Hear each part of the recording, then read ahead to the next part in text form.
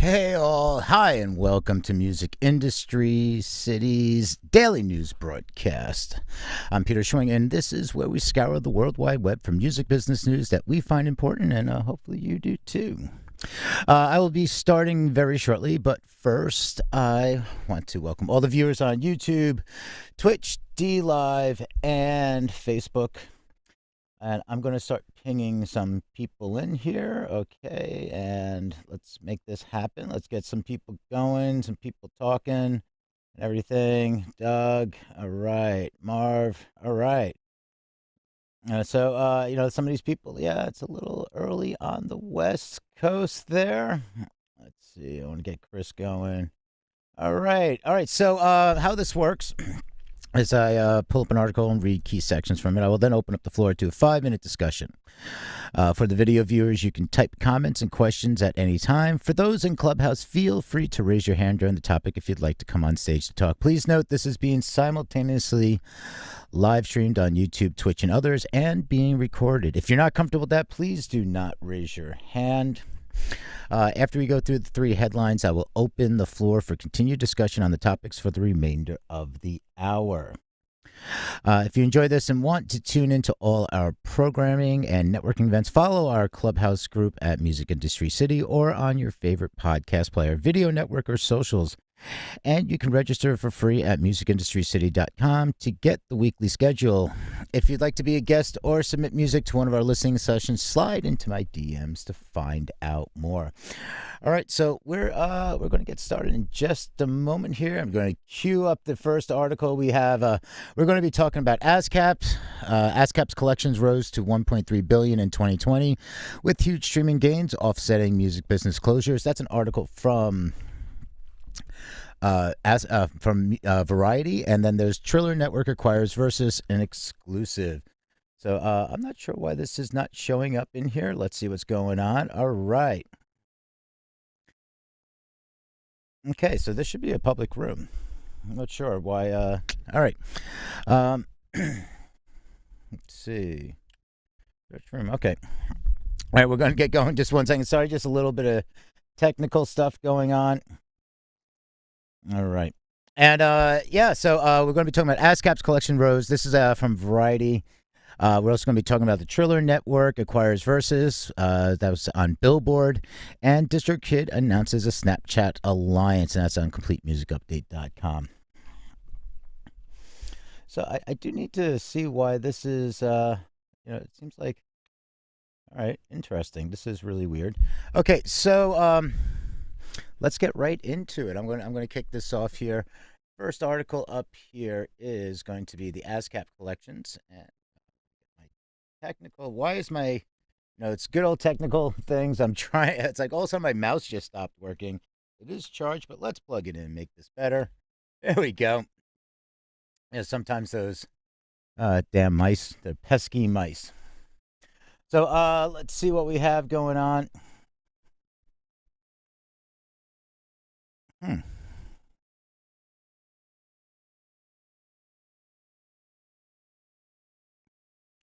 me check something here. I need to check something really quick. All right. And this is... Okay. That's good. All right.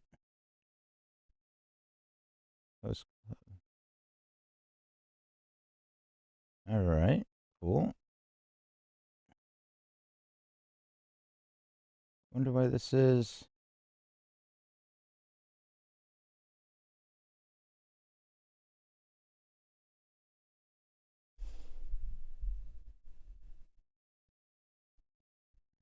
All right, I'm gonna restart this. Hold on a second. I think there's something up with this. Select all. All right, let's try this again. Okay. All right. I don't know, is anybody in the room? I can't see. Like if there's, there we go. Hey, what's up, Graham? How you doing? Yeah, I was just having a little issue, little glitch there with the, for some reason it wasn't showing up in the news, in the hallway. So anyway, I'm going to start off here with ASCAP. first and foremost. So let's get over to the ASCAP. ASCAP collections rose to 1.3 billion in 2020, with huge streaming gains offsetting business closures. The PRO saw streaming revenues rise by 28%, favorably tipping the scale despite a 30% decrease in income from venues, restaurants, and other brick-and-mortar businesses. The article goes on to say that the pandemic had little adverse effect on music publishing collections in 2020, judging from a report released Tuesday morning by ASCAP that showed the performing rights organization collected $1.327 billion for songwriters and publishers during the year, a jump of $53 million from 2019. Breaking it down globally, the international market in particular brought in significant gains. Foreign revenue is up by 9% to $358 million. The bigger part of the picture, domestic revenue, saw a modest increase of 2.5% to bring in $969 million.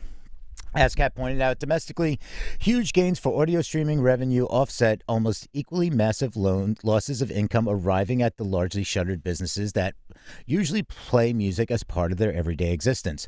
Assuming streaming doesn't decrease automatically as music venues, bars, and restaurants come back online, that augurs especially well for leaps in revenue in 2021. According to ASCAP, domestic streaming revenue increased by a phenomenal 28% in 2020. Audiovisual streaming revenue is also up, if less dramatically, by 8%. On the inevitable downside, during a largely quarantining year, the PRO saw a 30% decrease from the licensed sector. That includes live concerts, music venues, retail stores, hotels, bars, and restaurants. ASCAP, which is a nonprofit, noted that 1.327 billion brought in $1.213 billion in royalties was distributed to publishers, composers, and songwriters, which is an increase of 2.5% for the year. ASCAP CEO Elizabeth Matthews said, 2020 challenged all of us unlike any other year in modern history. It also defined ASCAP's dedication to our members.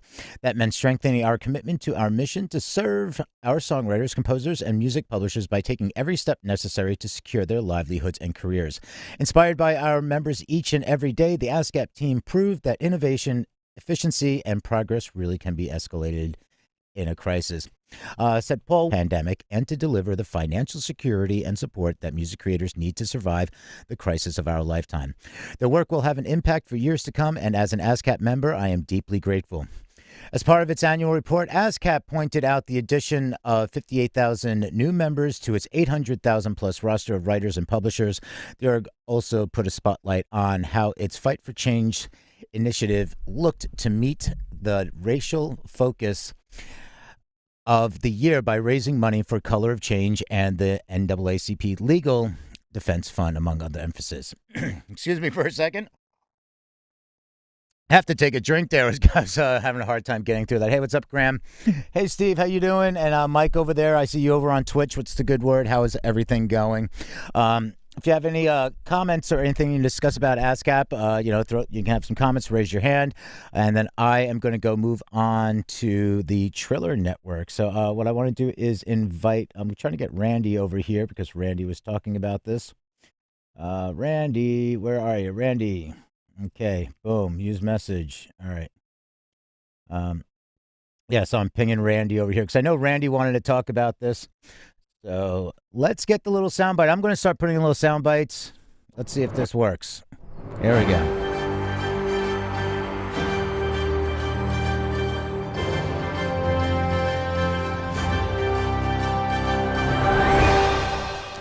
Right, and this is from Billboard.com.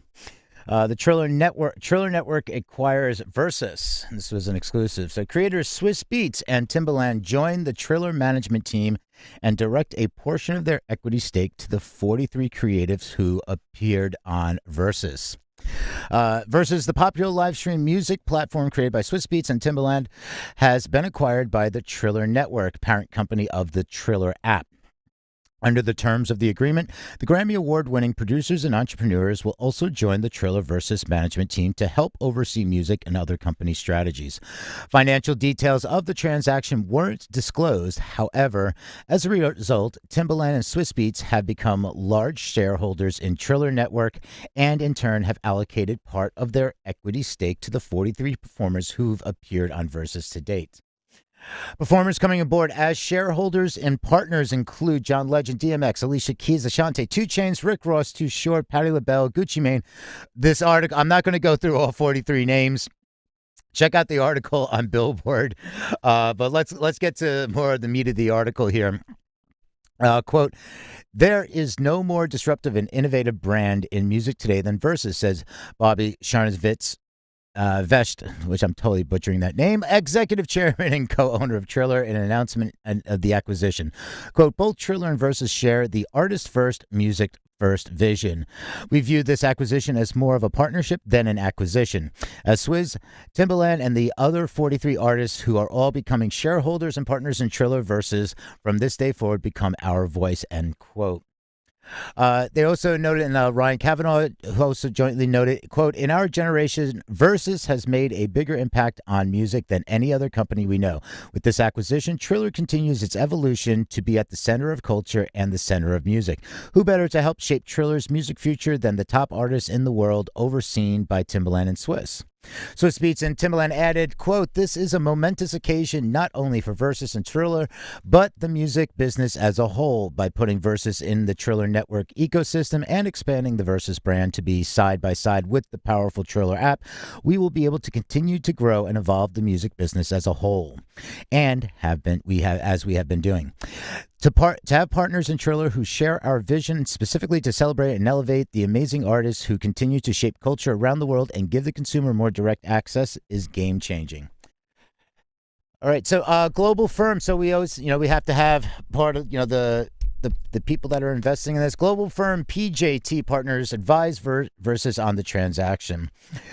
Pairing popular artists from the worlds of R&B, hip-hop, dancehall, and gospel, Verzuz was launched in March 2020 in the wake of COVID-19. Since then, the platform has boosted sales and streams for its featured artists, in addition to accumulating more than 5 billion impressions.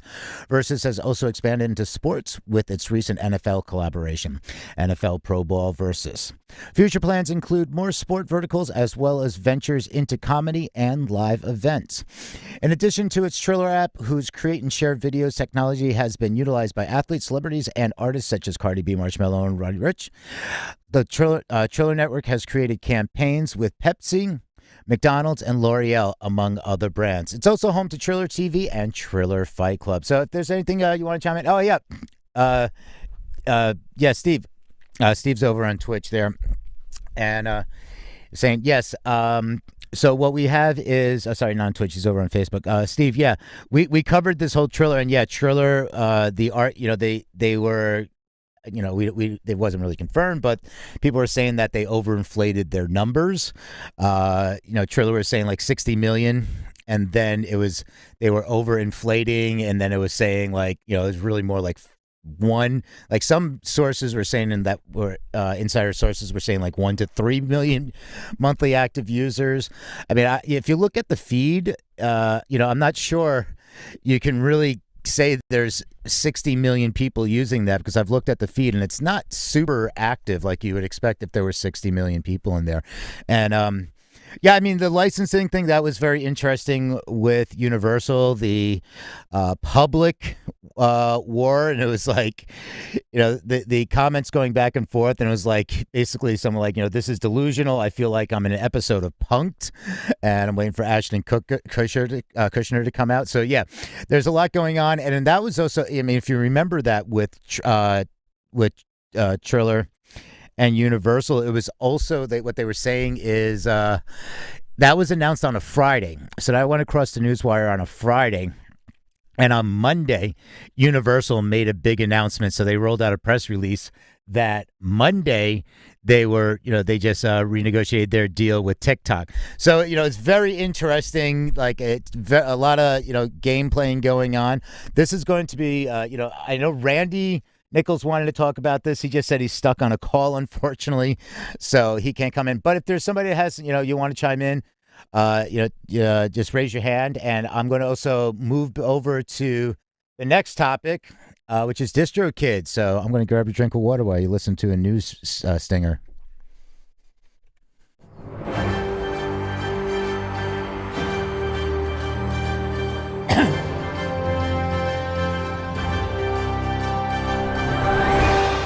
All All right. Once again, we have more alliances building out with distribution networks. So DistroKid announces Snapchat alliance.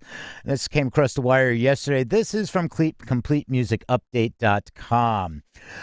So this one, fresh from unveiling an expanded partnership with Amazon's Twitch, DIY distributor DistroKid yesterday announced another new partnership, this time with Snapchat. The deal allows artists distributing via DistroKid to get their music into Snapchat's Sounds library.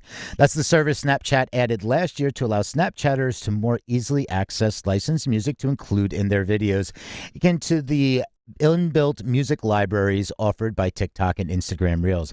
In a blog post yesterday, DistroKid founder Philip Kaplan said that anyone uploading new tracks to the distribution platform will now be given the option to include them in the Snapchat library, while they can also go back and push existing recordings into the social app too.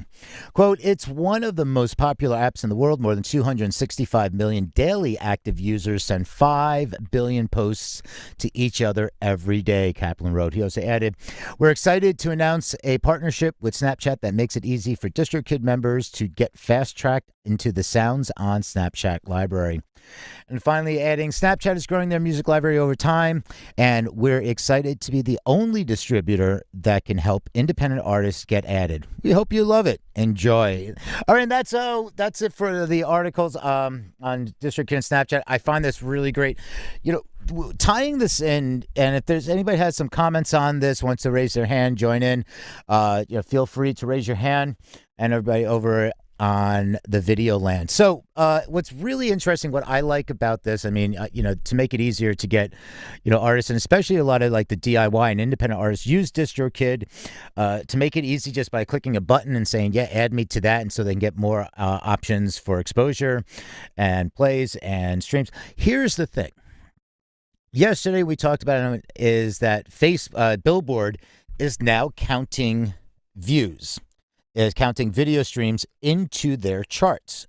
So that's great. I mean, it was 2013, was it, when YouTube started being included into the Billboard charts. Now they're going to add that. I mean, then there's like, album equivalent sales. There's all that with the Billboard charts. But what we're looking at here is like, is Billboard going to be getting this from TikTok? I mean, from the distributors? I mean, is there going to be a separate chart now? I mean, is it going to be like the socials? Is it going to be like the TikTok chart?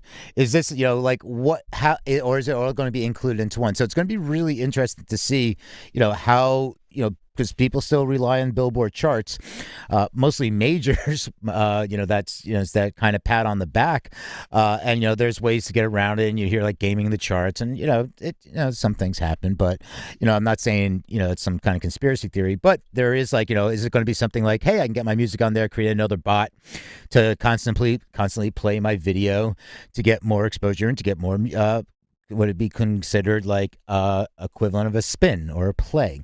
So these are things that, with all this technology and all these different platforms, it's really hard to, keep track of everything that's going on. And what is the best way to do so is, do we look at, do we say the blockchain? Everybody says the blockchain's going to save the music business. It's not going to save it. It's going to be different.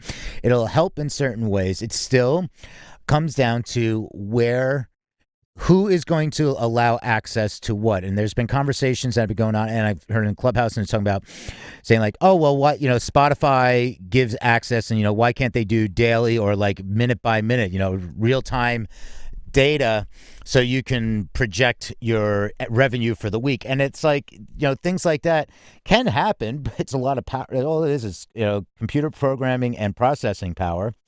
But it's like, what do we need? I mean, if you're going to sit there and just watch it, go up and down all day, that's not what their people are doing when you're trying to put together your annual budget. You're looking at month to month, year over year. So the thing is, it's like, if we have that, people say it's like, oh yeah, blockchain is going to save everything because it's on the ledger, and it's like, something. Here's the thing: if I go to DistroKid and I'm just like, hey, we need to have this. So Billboard says, okay, it's on the blockchain. DistroKid says it's on the blockchain or whatever. DistroKid still has to give them all the information. Then Billboard has to go to chart metrics and this and XYZ and all the apps down the line and all the platforms and all the distributors and all the services. It's blockchain can help ease that. This is going back to the global repertoire database that they were trying to put together. I mean, spent $30 million and PricewaterhouseCoopers couldn't figure out how to do it. I mean, that's how difficult it was, but that was also different systems. So you're talking about PROs and publishers with different systems around the world, speaking different languages with different layouts. That's, putting on the blockchain doesn't mean anything. That's just the pathway. That is just the pipes and tubes in that sense, where it's like, well, you still have to integrate it with everybody's system. So that's not the answer. If anybody has any thoughts, we're talking about, ASCAP's collections. Speaking of PROs, Triller acquires the Verzuz. Triller Network acquired Verzuz and DistroKid and Snapchat. So if there's anything you'd like to talk about, related to live streaming, distribution, or anything else that you think that you'd want to just, pop on in and just talk about, raise your hand. And also anybody over in the chat there, somebody, I really need a new Twitch mod because somebody just asked me if I wanted to become famous and buy followers and primes and viewers. I thought I blocked them yesterday. So anyway, no, sir, ma'am, whoever, bot, whatever you are, I don't want to become famous. If there's anybody out there that wants to become famous, raise your hand. So we're going to be doing this every day at 12 p.m. Eastern. I just pick up some headlines from the news, and we just talk. And I'm going to read the articles, pick it up. It's all part of the Music Industry City Broadcast Network. We also do live streaming shows. You can find us on YouTube, all the socials, Music Industry City, musicindustrycity.com. And also, we have the club, so if you want, click that. Go ahead and click that green Monopoly house at the top to join the club. And if there's other industry people that you think would be interested, you can recommend them to the club. We're going to be doing a lot more. This is the first week of doing the newsread. We tested it out last week, had good response, and we started doing it this week, and we're just going to continue doing it Monday through Friday at 12 p.m. Eastern. So if there's any topics that you'd like to chat about, just raise your hand and you come on up to the stage and we'll talk more. I do have a bonus fact today. Let me pull this out. I had to actually just print it out. What I am doing as a bonus to the 3 articles is a This Day in History. For all the video viewers that are tuning in, Twitch, DLive, Facebook, YouTube, you can see that little ticker there. It goes through this day in history. But this is an important day in history from March 10th, 2003. And many might have remembered the Dixie Chicks or the Chicks. And this was a really big moment. So during a concert at Shepherd's Bush in London, 9 days before the U.S. invaded Iraq, while they were introducing their song Traveling Soldier, lead singer Natalie Maines told the audience, quote, "Just so you know, we're on the good side with y'all. We do not want this war, this violence, and we're ashamed that the President of the United States is from Texas." A big note here, just one thing to point out, is because the media ran with this. Right. A big note here is that after she made that comment, another band member stepped forward on the stage and added, "But we're behind the troops 100%. And that comment was not widely reported. So what happened here was a public outrage against the Dixie Chicks. And I just noted a number of things that had happened after that. So this led to the Dixie Chicks blacklisted by thousands of country radio stations, and the band members received death threats. The backlash damaged sales of the Dixie Chicks music and concert tickets. Maines issued an apology saying her remark had been disrespectful, but in 2006, she rescinded the apology saying she felt Bush deserved no respect. Here's a couple key things that happened to the band in their career in the next year. The Dixie Chicks single Landslide fell from number 10 to 43 on the Billboard Hot 100 in 1 week and exited the chart a week later. Following death threats, metal detectors were installed at Dixie Chicks shows.